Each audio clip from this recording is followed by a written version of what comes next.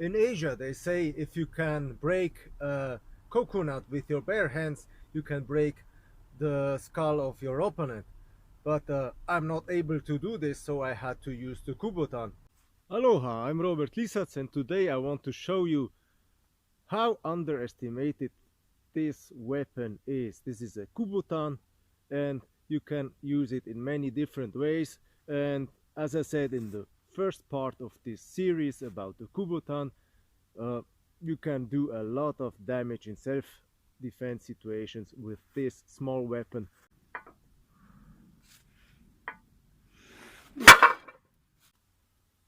There are three things which are important if you want to use a weapon in a self-defense situation. At least for me. The first one is the weapon has to be easy accessible. So if you have this Kubotan in your pocket, it's very accessible and you can have it everywhere with you.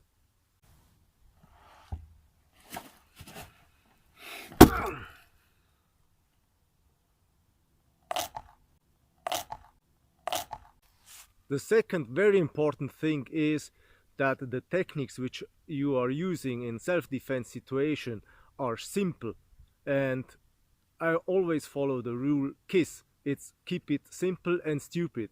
And Kubotan techniques, if you don't make the things complicated, are very simple. I mean, you just have to grab this piece of wood and you can already start to defend yourself, because it's very easy to make just a few downward strikes.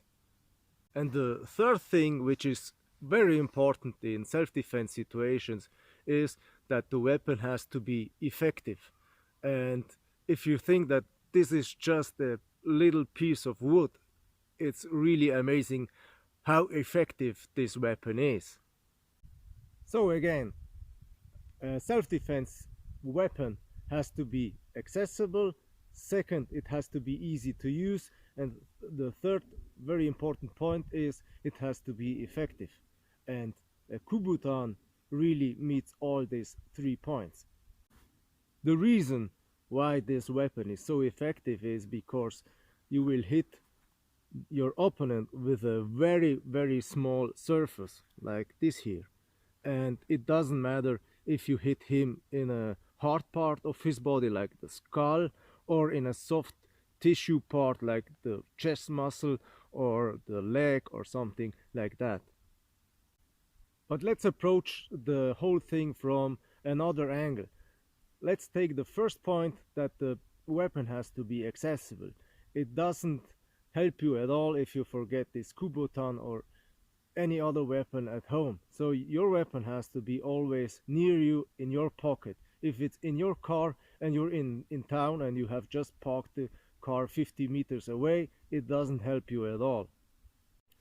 The techniques may be easy, but if you don't practice the techniques, it won't help you either. And the third point about effectiveness: the more you practice, the more your weapon is getting effective. So the next scene is nothing for vegans, sorry, so don't watch it. I've bought some ribs, and these are ribs from a pig. So, and they have quite the same thickness than the ribs of human body. So we will try to break some ribs with the Kubotan.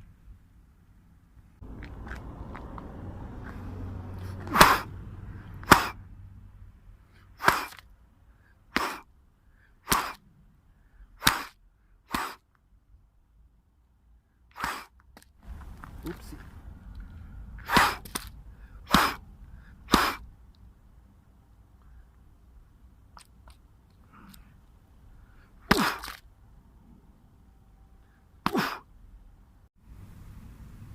Okay, if I'm honest, I thought that this thing will be a little bit different, because I was expecting that to break at least 1 or 2 ribs, but nothing happened. But what I really damaged was the space between the ribs. Can you see? So, and the Kubotan penetrated right between the ribs. Now imagine that these are the ribs of your opponent. Not good. So as you can see, you can really damage seriously some muscles and tendons with your Kubotan, and if you're stronger than me, you can also break probably some bones.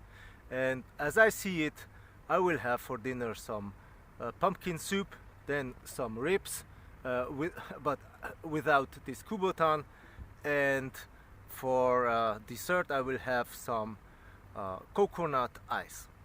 I'm Robert Lisatz, and see you on Friday.